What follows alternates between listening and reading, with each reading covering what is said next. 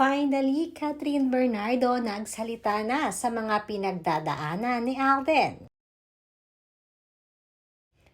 Napahanga ni Alden ang napakaraming netizens, ganun na rin ang kanyang mga followers dahil na rin sa mga na-share nito kamakailan lamang patungkol sa kanyang mga nakaraang pinagdaanan nitong nakaraang taon.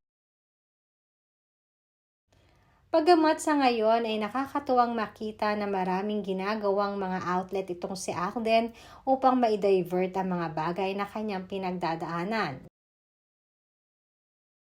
Ayon din kay Alden ay nakamove forward naman na siya sa kanyang mga napagdaanan kamakailan lang. Kaya naman ngayon ay makikita natin na madalas na ulit siyang lumalabas kasama si Catherine at ang mga malalapit na showbiz friends nila.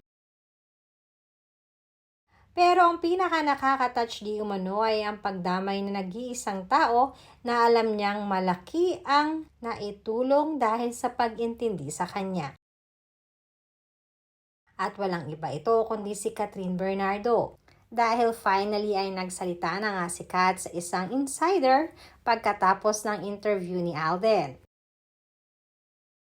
Na siya namang ikinatuwa ni Alden. Dahil si Catherine ang kauna-unahang tao na nagbigay sa kanya ng comfort sa lahat ng kanyang mga pinagdaanan. Pagpapatuloy pa ni Catherine ay alam naman di umano ni Alden kung gaano siya nakasupport dito kahit pa nasa malayo siya. Hindi rin naman di umano nawala ang closeness nila sa isa't isa. Dahil simulat sa poll naman di umano ay alam ni Alden na nag-aantay lamang siya at nakaantabay para sa kanya.